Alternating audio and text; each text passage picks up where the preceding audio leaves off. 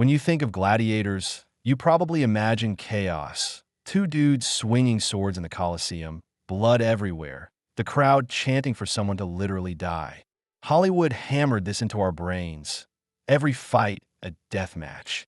Before we jump into the story, if you enjoy my videos, please consider subscribing to my channel. It's always very much appreciated.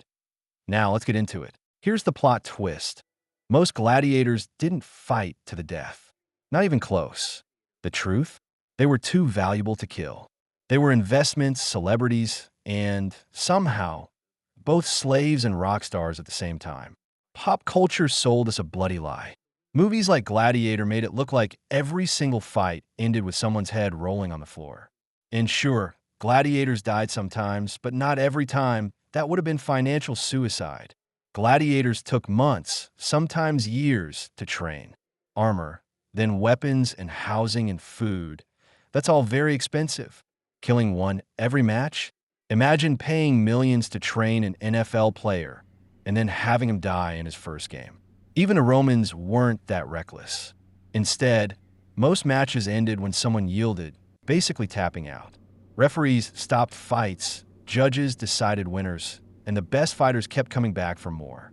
Yeah, people still died, maybe 1 in 10 fights, but nowhere near Hollywood levels of gore. So who were these fighters? Most were enslaved, prisoners of war, criminals, or debtors forced into the arena. But here's the wild part. Some people actually volunteered. So pick me. Choose me. Yep, free Roman citizens signed up to fight for fame, cash, and the weird prestige gladiators carried. Training was intense. Gladiators lived in ludi, schools that were part gym, part prison. Coaches drilled them daily. They learned fighting styles based on their gear. Heavy murmillos with giant shields, fast retiarii with nets and tridents, agile provocateurs with short swords. Think of it like pro wrestling meets MMA. Each fighter had a brand, flashy gear, and fans who cheered their favorite styles. The Romans were basically inventing sports entertainment 2,000 years ago. Follow the money, and you'll understand why most fights weren't to the death. Gladiators were owned by Lanisti, basically team managers. These guys spent a fortune on their fighters and made money renting them out for games. A dead gladiator? That's lost income. So promoters hyped the danger without always delivering actual fatalities. The crowd still got drama, sweat, blood, close calls, but killing was bad business. Games were also political flexes. Emperors staged massive events to gain public love. Look at me. I can feed 50,000 people bread and give them front row seats to epic fights. It was less kill them all and more wow them. Keep them coming back. Quick question. Did thumbs down actually mean death? Pop culture says yes. Emperor give a thumbs down, someone dies. But historians aren't sure. Roman writers mention pollice verso, turn thumb, but they never say which way meant what. Some think thumbs up meant death, like miming a sword thrust, and thumbs tucked and meant mercy. Either way, the crowd's voice mattered. If a gladiator fought bravely, the audience often begged for mercy. Cowards? Yeah, those guys didn't do so well. But the idea of emperors casually executing fighters every 5 minutes? Total Hollywood invention. Here's the curveball. Gladiators weren't just fighters. They were famous.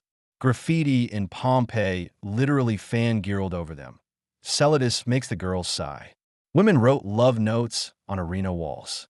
Freeborn women, even senators' wives, risked everything to hook up with them. Some gladiators even became legends. Their faces were on lamps, mosaics, and in public art.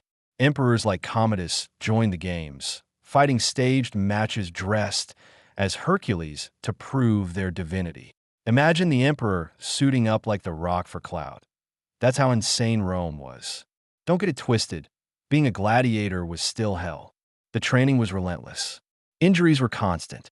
And even if most fights didn't end in death, plenty of gladiators died, later from infections or exhaustion.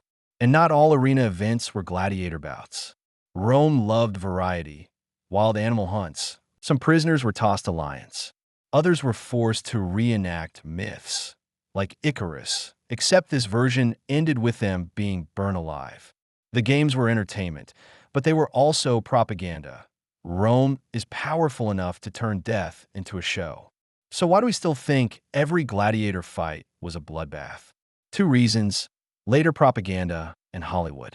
Early Christian writers wanted to make pagan Rome look as awful as possible. Endless slaughter, no mercy, moral decay. Centuries later, movies like Gladiator ran with it because, well, constant murder sells tickets. It's the same reason pirate myths got twisted. History gets simplified for drama, and sometimes the fake version is what sticks. The Colosseum still stands today, silent, broken, but haunting.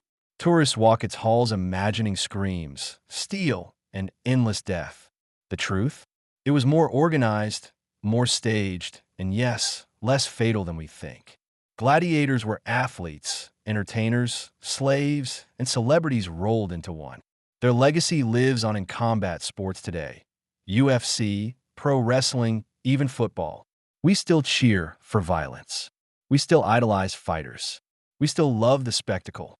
Gladiators weren't disposable. They were investments, stars, and sometimes heroes. Sure, blood was spilled. People died. But the myth of constant fight-to-the-death battles? That's just Hollywood flair. And if you like learning more about these types of questions, you need to check out my video on Caesar salad. Trust me, it's not Roman either, and the real story is way wilder.